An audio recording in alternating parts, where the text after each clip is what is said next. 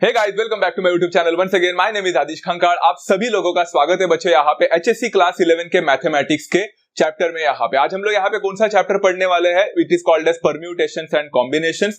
वैसे तो मैं यहाँ पे महाराष्ट्र बोर्ड के लिए केटर कर रहा हूँ, बट महाराष्ट्र बोर्ड के लिए क्वेश्चंस केटर किए जा रहे हैं। कॉन्सेप्ट तो सबको सेम ही रहेंगे, तो चाहे आप कोई दूसरे बोर्ड के भी बिलोंग कर रहे हो या फिर आप जेई का प्रिपरेशन कर रहे हैं और आप लोग को बेसिक्स को समझना है, सीईटी का प्रिपरेशन कर रहे हैं, आप एनसीईआरटी का पढ़ाई कर रहे हैं, जो भी कर रहे हैं, तो भी परम्यूटेशंस एंड कॉम्बिनेशंस तो सेम रहने वाला है सभी लोगों के लिए। इसीलिए ये चैप्टर सभी लोगों के लिए, it's not only for Maharashtra state board और समथिंग। आप क्वेश्चंस भी यहां से प्रैक्टिस कर सकते हैं, समझ सकते हैं। You can definitely watch this session as well. बच्चों, मैं स्टार्ट करने से पहले आप लोगों को एक छोटी सी बात बताना चाहता हूं and then I am going to start. Permutations and combinations एक थोड़ा सा ट्रिकीएस्ट चैप्टर में से एक है। मतलब ऐसा चैप्टर है जिसमें सॉल्यूशन तो बहुत सिंपल होता है, सॉल्यूशन इतना सा होता है, बट क्वेश्चन ही इतना डेंजरस होता है कि मेजॉरिटी ऑफ द स्टूडेंट्स को क्वेश्चन ही नहीं समझ में आता। So it is very very very much important to understand every fundamental basics of this chapter, because अगर आप कहीं पे भी जाओ बच्चों, किधर भी जाओ, तो आप लोग सब जगह पे देखोगे हर टीचर आप लोग को बोलेगा कि ये चैप्टर थोड़ा ट्रिकी है। डिफिकल्ट नहीं बोल सकते, ट्रिकी है, बिकॉज बहुत सारे कॉन्सेप्ट्स है एंड क्वेश्चन पढ़ने के बाद समझ में नहीं आता कि कौन सा कॉन्सेप्ट कहां पे यूज करने का है। इसीलिए बच्चा we are going to start with the basics over here. हम आराम से पढ़ेंगे इस चैप्टर को। बहुत ही इंपॉर्टेंट चैप्टर है बच्चा, as far as your examination is concern, CET is concern, JEE is concern, कुछ भी हो, ये चैप्टर बहुत ज्यादा इंपॉर्टेंट है। तो आज हमारा यहाँ पे लेक्चर नंबर 1 होने वाला है परम्यूटेशंस एंड कॉम्बिनेशंस का। तो मैं सबसे पहले आप लोग को बताना चाहता हूं कि पूरे चैप्टर में हम लोग क्या क्या कवर करने वाले हैं इन अ नटशेल। तो सबसे पहला चीज हम लोग पढ़ने वाला है, that is fundamental principles of counting. उसके बाद हम लोग जाएंगे फैक्टोरियल नोटेशन के ऊपर। ये यहाँ पे ये जो दो चीजें आप लोग को दिख रही है, this constitutes to 2 exercises of your chapter. तो सबसे पहला एक्सरसाइज पूरा फंडामेंटल प्रिंसिपल्स ऑफ काउंटिंग पे ऊपर है एंड दूसरा जो है वो फैक्टोरियल नोटेशन के ऊपर है। उसके बाद हम थर्ड टॉपिक जो पढ़ने वाले हैं वो एक्चुअल में परम्यूटेशंस होगा। अब majority of the students will think कि परम्यूटेशंस तो यहां से स्टार्ट हो रहा है, चैप्टर का नाम तो इधर से स्टार्ट हो रहा है, तो क्या वो दो चीजें पढ़ना बहुत इंपॉर्टेंट है क्या? तो इसका आंसर बहुत सिंपल है।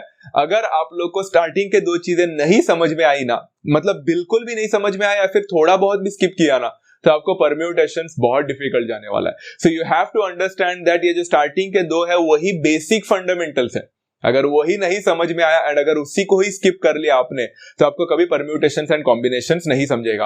ओके, तो these two are very important. उसके बाद में परम्यूटेशंस पढ़ेंगे, फिर हम लोग परम्यूटेशंस ही पढ़ेंगे ऑफ डिस्टिंक्ट ऑब्जेक्ट्स। उसके बाद फिर से परम्यूटेशंस पढ़ेंगे when some objects are identical and फिर से हम परम्यूटेशंस पढ़ेंगे जो कि सर्कुलर परम्यूटेशंस है। मतलब परम्यूटेशंस के ऊपर ये चैप्टर ज्यादातर है, इट्स लाइक 60 to 70% सिर्फ परम्यूटेशंस के ऊपर ही है एंड बाकी fundamental principles of counting, factorial notation and last but not the list is the combinations. तो कॉम्बिनेशंस के ऊपर सिर्फ एक ही एक्सरसाइज आपको टेक्स्ट बुक में दिया है, ज्यादा डिफिकल्ट नहीं है, जल्दी समझ में आता है, बट हाँ ओनली बिकॉज यहाँ पे सिर्फ 10 to 20% कॉम्बिनेशंस का भरा हुआ है। इसका ये मतलब नहीं कि कॉम्बिनेशंस को नजरअंदाज करो, उसको पढ़ो मत, क्योंकि कॉम्बिनेशंस आगे जाकर बहुत सारे जगह पे काम आ रहा है। चाहे बाइनोमियल डिस्ट्रीब्यूशन हो, चाहे बाइनोमियल थियरम हो, बहुत सारे जगह पे अगर आप लोग देखोगे प्रोबेबिलिटी डिस्ट्रीब्यूशन, यहाँ पे कॉम्बिनेशंस का इस्तेमाल होता है। सो प्लीज बच्चों अच्छी तरह से समझ लेना कि सारे चीजें यहाँ पे हर एक चीज बहुत इंपॉर्टेंट है। ओके, सबसे पहला आज का topic is only going to be for the fundamental principles of counting. यहाँ पे हम लोग सिर्फ फंडामेंटल प्रिंसिपल्स ऑफ काउंटिंग के बारे में पढ़ने वाले हैं। तो let's begin with that part बच्चों। Okay, fundamental principles of counting, नाम सुनकर तो बहुत इजी लगता है ना, फंडामेंटल फंडामेंटल है, सिंपल है, बट बच्चों हर जगह पे आप कहीं पे भी जाओ, कौन से भी क्लासेस लगाए होंगे आप लोगों ने, private classes, coaching classes, colleges या फिर कहीं एडटेक कंपनीज का जो चैप्टर देख रहे हो या कहीं यूट्यूब चैनल में देख रहे हो, हर जगह पे जब भी कोई वन शॉट रिवीजन भी लेता है ना कोई टीचर, तो सबसे पहले परम्यूटेशन से स्टार्ट नहीं करता है, ही always starts with the fundamental principles of counting, because ये बहुत ही ज्यादा इंपॉर्टेंट है। इसका नाम में ही सब कुछ लिखा है बच्चा, फंडामेंटल। तो फंडामेंटल प्रिंसिपल्स ऑफ काउंटिंग के ऊपर पूरा एक सेशन तो बनता ही है, ध्यान से सुनना बच्चा, मैं आप लोग को क्या बोलने वाला हूं, बहुत ही दिलचस्प है। Okay, fundamental principles of counting में दो टाइप का फंडामेंटल प्रिंसिपल्स होता है। सबसे पहले बच्चों एडिशन प्रिंसिपल होता है एंड दूसरा होता है multiplication principle. So these are the two principles that we are going to learn today. आराम से पढ़ेंगे, समझकर पढ़ेंगे। सबसे पहले जाते हैं बच्चा एडिशन प्रिंसिपल के ऊपर, बाद में हम लोग देखेंगे मल्टीप्लिकेशन प्रिंसिपल क्या है। वैसे ये प्रिंसिपल है ना बच्चों, आप लोग को पढ़ तो आज रहे हो, बट इसके पहले से ही आप लोग को आता है, बचपन से आपको addition principle and multiplication principle आता तो है, पर आपको पता नहीं था कि उसको एडिशन प्रिंसिपल बोलते थे या उसको मल्टीप्लिकेशन प्रिंसिपल बोलते थे। आज आपको पता चलेगा। लिसन, एडिशन प्रिंसिपल में मैं स्टेटमेंट देने वाला हूं अभी, बट आपको स्टेटमेंट समझेगा नहीं, इसलिए एक काम करते हैं, पहला एक एग्जांपल लेते हैं एंड उस एग्जांपल को अच्छी तरह से समझो, एकदम मेरे हर वर्ड को समझने की कोशिश करना। मान के चलो बच्चों, आप लोग एक इवेंट में जा रहे हो, मतलब आप एक कौन सा तो एक क्या बर्थडे पार्टी हो या एक शादी में जा रहे हैं या कुछ भी है, एंड आपको है ना कपड़े पहनने हैं, तो आप सोच में हो अभी कि आप क्या पहनेंगे ऊपर, तो टॉप में क्या पहनने वाले हैं, that is something that you are thinking about. तो आपके पास कुछ ऑप्शंस है बच्चों, जैसे आपके पास ऑप्शन नंबर 1 है, आपके पास एक ब्लैक शर्ट है एंड आपके पास ब्लू शर्ट है। So these are the two shirts that is available for you. आप अभी सोच में पड़ रहे हैं कि इसमें से क्या पहनना है, एंड उसके बाद में आपके पास कुछ टी शर्ट्स के भी ऑप्शंस अवेलेबल है। तो you have a T shirt, orange T shirt है आपके पास, फिर आपके पास एक मरून टी शर्ट है एंड आपके पास एक येलो टी शर्ट भी है। So there are 3 T shirts available for you पहनने के लिए, एंड आपके पास 2 शर्ट है अवेलेबल। अब बच्चों यहां पे एक इंटरेस्टिंग कॉन्सेप्ट है, बात को ध्यान से सुनना। आप तो ऐसा ही करोगे ना कि अगर आपने शर्ट को चुन लिया तो शर्ट ही पहनोगे, ऐसा थोड़ी ना है ना कि शर्ट पहनोगे तो आपको टी शर्ट भी पहनना पड़ेगा, नहीं। If you are choosing a shirt then you are choosing a shirt. तो आप अगर आपने सोचा कि मैं शर्ट पहनूंगा तो मैं शर्ट पहनूंगा, अगर मैंने सोचा कि मैं टी शर्ट पहनूंगा तो मैं टी शर्ट पहनूंगा। सो दीज आर 2 कंप्लीटली, एक तरह से बोल सकते हैं बच्चा कि अगर मैंने ये पहन लिया तो मुझे ये पहनने की जरूरत नहीं है। So it is either or वाला सिस्टम, ध्यान से सुनो, either or। I am going to either wear a shirt or I am going to wear a t-shirt। समझ में आ रहा है, या तो ये नहीं तो वो, समझा। तो बच्चों अगर मैंने आपसे पूछा कि how many total possibilities do you have, यहां पे आपके पास कितने पॉसिबिलिटीज है कि आप इनमें से चुन सकते हो कोई एक, आप तो एकदम आंख बंद करके बोल दोगे सर देयर आर 5 पॉसिबिलिटीज, या तो मैं ब्लैक शर्ट पहनूंगा, नहीं तो मैं ब्लू शर्ट पहनूंगा, 2 पॉसिबिलिटीज हो गए, या तो मैं orange T shirt, maroon T shirt या फिर येलो टी शर्ट पहनूंगा। सो आप देख सकते हैं बच्चे यहाँ पे 5 पॉसिबिलिटी है। बट अगर हम लोग देखने जाएंगे तो ये 5 पॉसिबिलिटी आया कहां से, तो अगर आप देख सकते हो आपके पास 2 शर्ट थे एंड आपके पास 3 टी शर्ट थे, तो इन दोनों का एडिशन हुआ एंड इसीलिए आप बोल सकते there are 5 possibilities. And you could see बच्चा दिस पर्टिकुलर प्रिंसिपल में जब हम यहाँ पे पॉसिबिलिटी निकाल रहे थे तो हमने क्या किया मालूम है, 2 शर्ट का एंड 3 टी शर्ट को ऐड किया and that is what is called as the addition principle. तो एडिशन प्रिंसिपल कब यूज करते हैं मालूम है बच्चों, एडिशन प्रिंसिपल तब यूज करते हैं जब आप लोग को या तो ये ऑपरेशन करना है नहीं तो वो ऑपरेशन करना है। इन अदर वर्ड्स बच्चा लिख के रखो, जब भी आप लोग को और करके वर्ड दिखेगा ना, और मतलब या तो ये और ये, और OR वाला और, समझ में आ रहा है, तब आप बोलोगे इसमें एडिशन प्रिंसिपल यूज करना है। तो अभी देखो बच्चा यहाँ पे मैंने एक स्टेटमेंट लिखा है, तो स्टेटमेंट आपको काफी इजीली समझ में आ जाएगा अभी, क्योंकि क्या लिखा है देखो, suppose 1 operation can be done in M ways. Shirt पहनने का मेरा पहला ऑपरेशन है, तो 1 operation can be done in M ways, मेरे यहाँ पे 2 वेज था, एंड अनदर ऑपरेशन जो कि टी शर्ट पहनने वाला ऑपरेशन था, that can be done in N ways, मेरे केस में 3 वेज था, and with no common way among them. अब ये स्टेटमेंट बहुत इंपॉर्टेंट था, with no common way among them, मतलब ऐसा नहीं है कि मैं शर्ट पहनूंगा तो मुझे टी शर्ट भी पहनना पड़ेगा, कॉमन कुछ नहीं है। शर्ट पहन लिया तो टी शर्ट को निकाल दो, टी शर्ट पहन लिया तो शर्ट को निकाल दो, दोनों अलग है पूरी तरह से, समझ में आ रहा है, there is no common thing in between them. तो अगर आप लोग देखोगे यहाँ पे तो ऐसे टाइप में one of this operations can be performed, then there are M plus N ways to do it, मतलब 3 plus 2 या फिर 2 plus 3 ways to do it and there are 5 ways to do it। मुझे यहाँ पे shirt या फिर T shirt पहनने के 5 ways दिख रहे थे, and this is what is called as the addition principle। आपके टेक्स्ट बुक में एक वर्ड लिखा भी है, आप लोग चाहो तो लिख सकते हैं कि whenever you come across with a word or, तो समझ जाने का वो एडिशन प्रिंसिपल है। ये कोई ट्रिक नहीं है, इनफैक्ट उसका मीनिंग ही वही है बच्चा, और का मतलब ही होता है एडिशन करना। वेरी सिंपल, होपफुली आपको ये समझ में आ चुका है एडिशन प्रिंसिपल।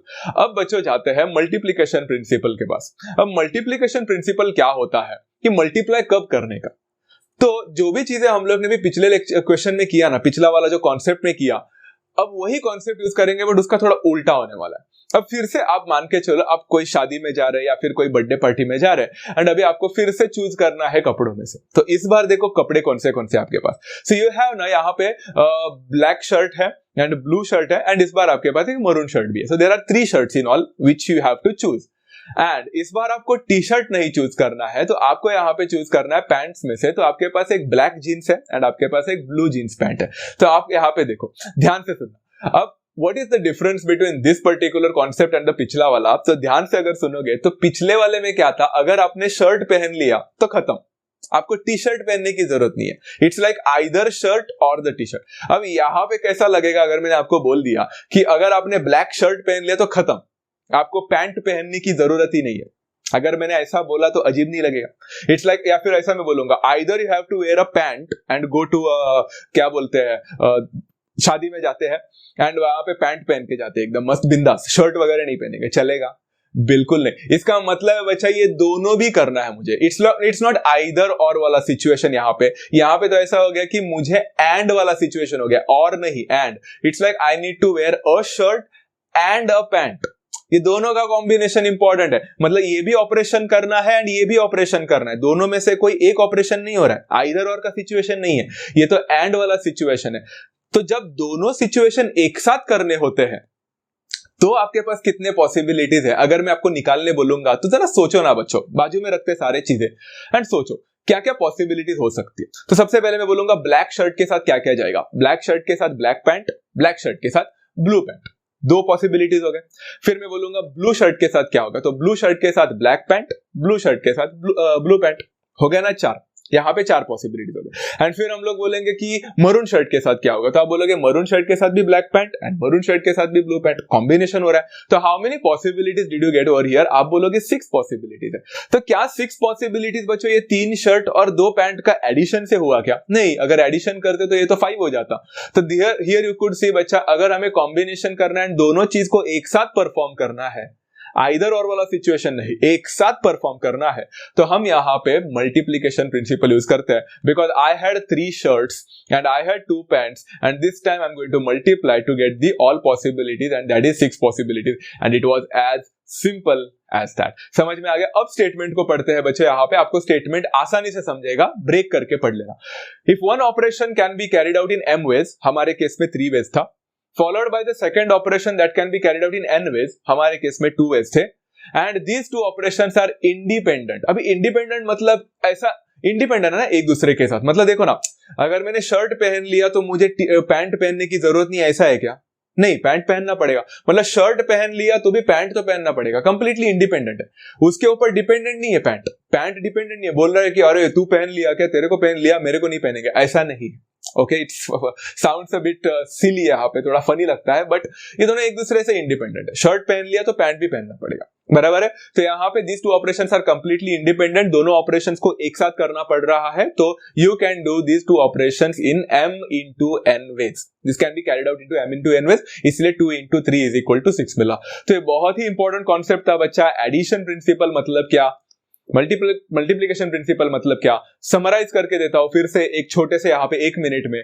अगर आपके पास m वेज है ऑपरेशन करने का नंबर 1 और ऑपरेशन नंबर 2 करने का n वेज है, एंड ये दोनों या तो मैंने ये कर लिया तो ये करने की जरूरत नहीं है, नहीं तो ये कर लिया तो वो करने की जरूरत नहीं है, कंप्लीटली अलग, तो हम बोल सकते हैं बच्चा addition principle, m plus n ways, T shirt और शर्ट वाला जैसा। एंड अगर बच्चों मल्टीप्लीकेशन प्रिंसिपल मतलब if I need to do this operations together, and वाला कॉन्सेप्ट यहाँ पे, तो हमारे पास total m into n ways होंगे, not m plus n ways. Simple है बच्चों। आई होप सभी लोगों को एडिशन प्रिंसिपल समझ में आ गया है एंड मल्टीप्लीकेशन प्रिंसिपल भी समझ में आ गया है। If you are really understood this part, क्यों ना एक्सरसाइज 3.1 से हम लोग का सेशन को स्टार्ट कर ले। एक्सरसाइज 3.1 में बच्चों टोटल 14 क्वेश्चंस है, तो I am not going to take entire questions today. आज हम क्या करेंगे, आज हम सिर्फ 5 क्वेश्चंस करेंगे, बेसिक क्वेश्चन है, इसलिए इसको अच्छी तरह से समझेंगे, अच्छी तरह से पढ़ लेना। उसके बाद बचे हुए 9 क्वेश्चंस जो होंगे वो हम नेक्स्ट लेक्चर में ले लेंगे एंड हम 3.1 को खत्म करेंगे। फाइन, चलो एक्सरसाइज 3.1 का सबसे पहला क्वेश्चन बहुत ही बेसिक है। उन्होंने बोला है a teacher wants to select the class monitor in a class of 30 boys and 20 girls. In how many ways can the monitor be selected if the monitor must be either a girl or a boy, either a girl or a boy. तो पहली बात तो monitor बनाने का है, teacher बोल रही है मुझे मॉनिटर बनाना है यहाँ पे स्कूल में, क्लास में, एंड वहां पे 30 बॉयज हैं एंड 20 गर्ल्स हैं, तो मतलब टोटल 50 स्टूडेंट्स है। टोटल 50 है ना, 30 और 20।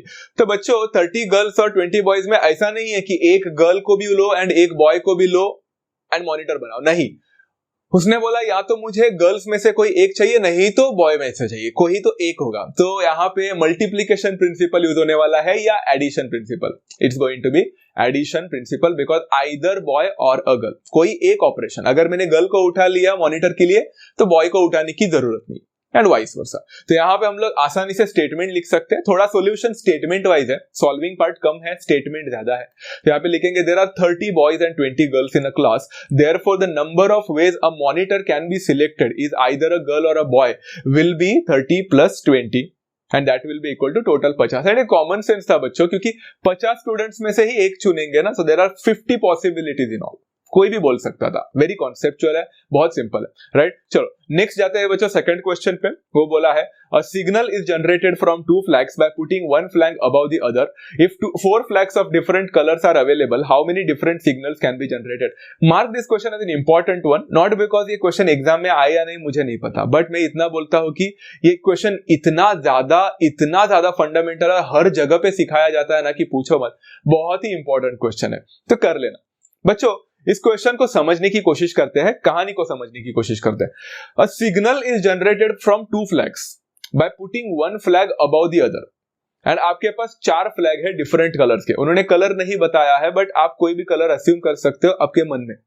आपके पास बच्चा 4 फ्लैग है, एंड आपको 4 फ्लैग में से एक फ्लैग को ऊपर रखना है, नीचे एक और फ्लैग को रखना है, एंड इस हिसाब से आपको 2 फ्लैग का एक सिग्नल बनाने का है, बराबर है। तो how many different signals can be generated?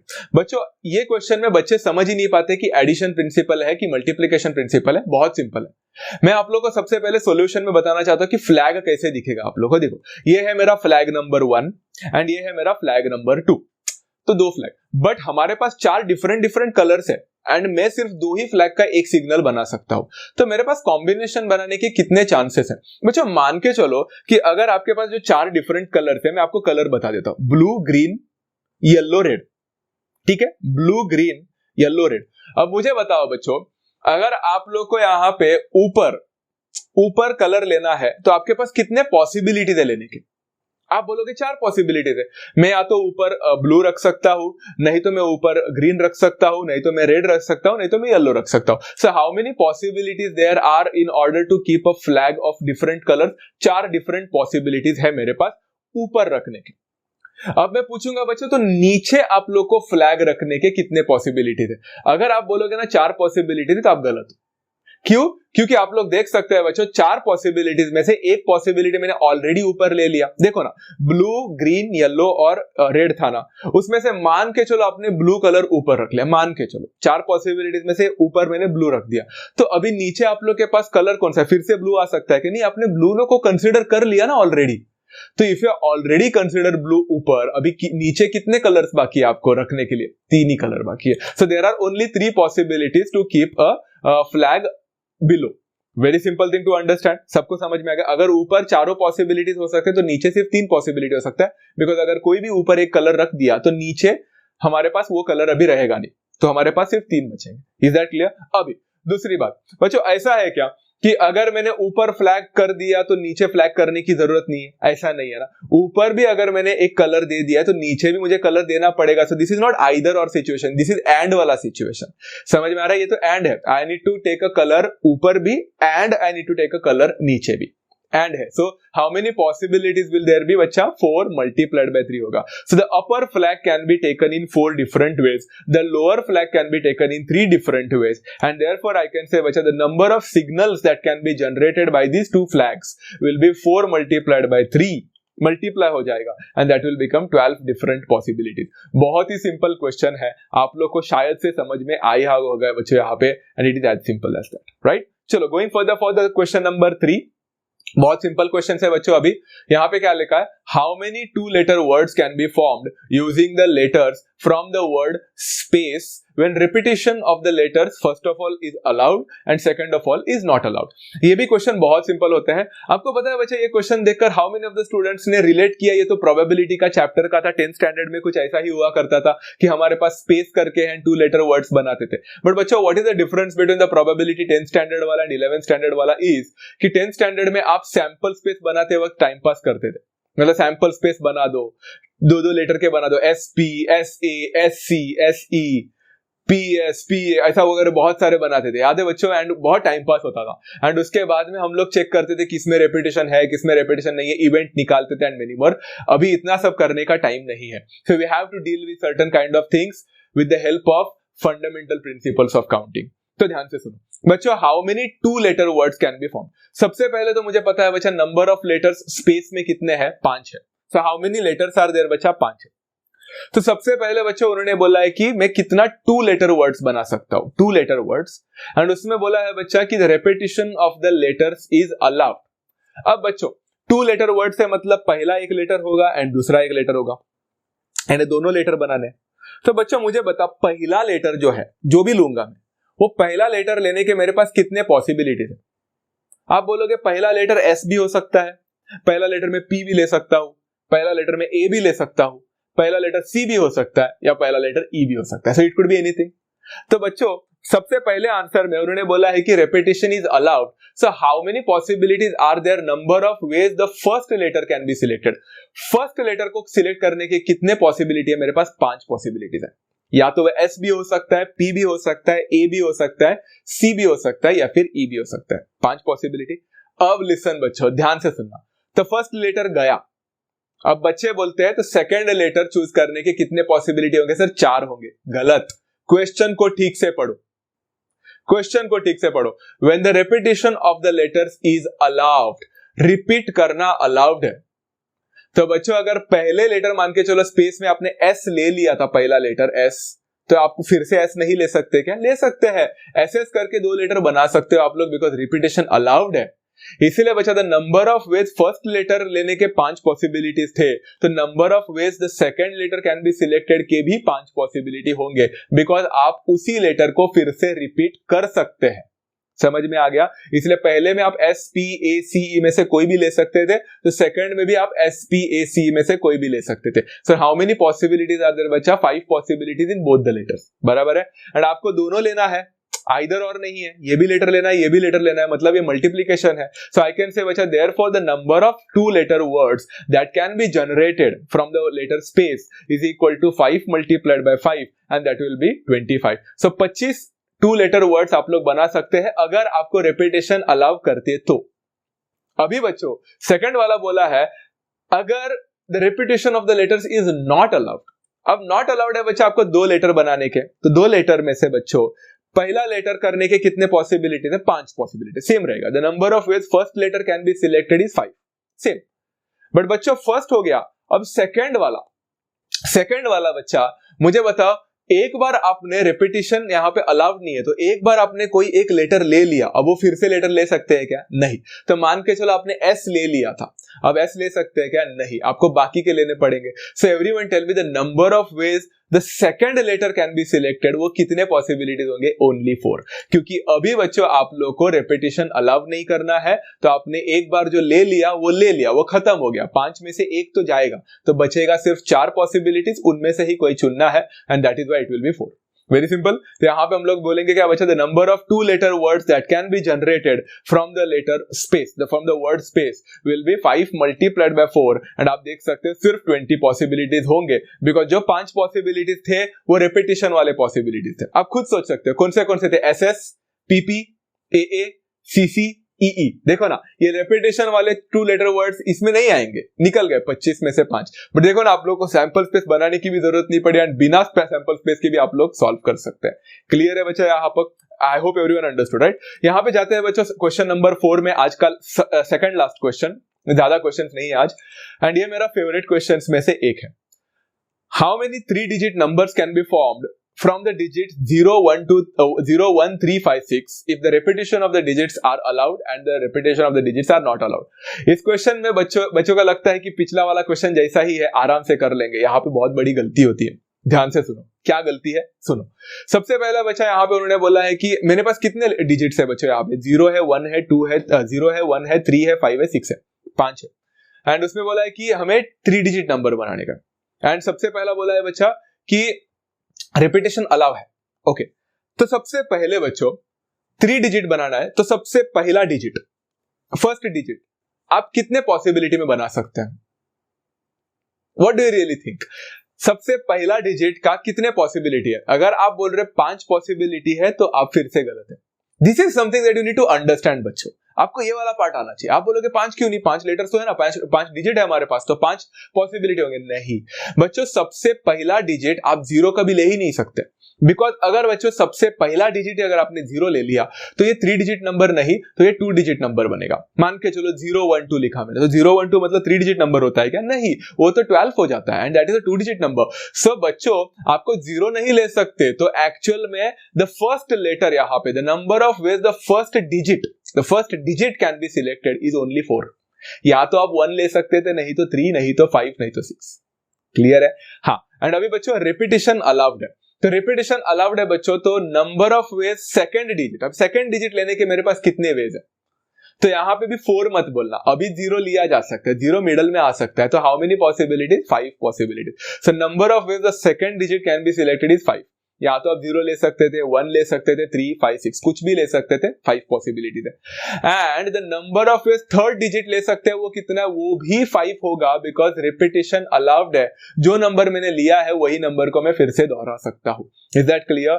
And बच्चों तो उन्होंने बोला है कि how many 3 digit numbers can be found, तो यहाँ पे फर्स्ट डिजिट भी लेना है एंड सेकंड भी लेना है एंड थर्ड भी लेना है। मल्टीप्लीकेशन प्रिंसिपल आप यहाँ पे यूज करोगे, the number of 3 digit numbers that can be found is 4 multiplied by 5 multiplied by 5। कितना होता है बच्चों?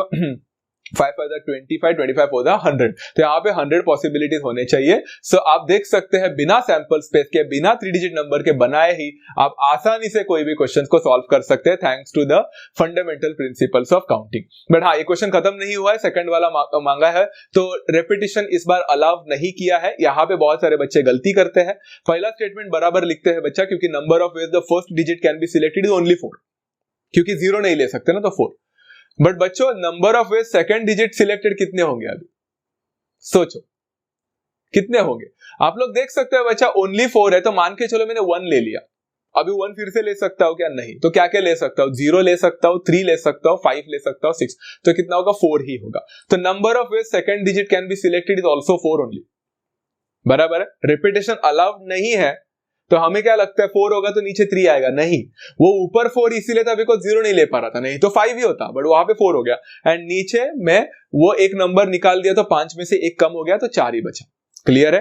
And the number of his third digit कितना होगा बच्चा? अभी सोचो, मान के चलो आपने फर्स्ट डिजिट 1 लिया था, मान के चलो आपने सेकंड डिजिट 0 लिया था, तो अभी रिपीट नहीं करना है, तो आपके पास अभी कितने डिजिट्स बाकी है? ओनली 3। तो आप बोल सकते हैं number of ways the third digit can be selected is only 3। समझ में आया? And you can write over here the number of 3 digit numbers that can be formed from this particular thing. ये जो डिजिट्स दिए है वो है 4 multiplied by 4 multiplied by 3, 4 4s are 16, 16 3s are 48। आप देख सकते हैं कि रिपीटेशन क्या गायब क्या हो गया? डायरेक्ट 100 पॉसिबिलिटीज में से आप 48 पॉसिबिलिटीज में आकर बैठ जाते हो। वेरी सिंपल, इजी क्वेश्चन है ना बच्चों, फंडामेंटल है, समझ में आ रहा है? ग्रेट। अभी एक्सरसाइज 3.1 का लास्ट क्वेश्चन करते हैं। वैसे तो मैं आप लोग को ये क्वेश्चन असाइनमेंट देना चाहता था, बट मैं ये सॉल्व कर रहा हूं, बट मेक श्योर आप वीडियो को पॉज करें एंड खुद से सॉल्व करें एंड कमेंट्स में बताएं कि आपको भी यही आंसर मिला था बिना देखे। ट्राई ऑनेस्टली बच्चों, खुद करने की कोशिश करना, मजा आएगा आप लोग को, एक अंदर से फील आएगा कि हाँ हम बिना रेफर करे भी कर सकते हैं।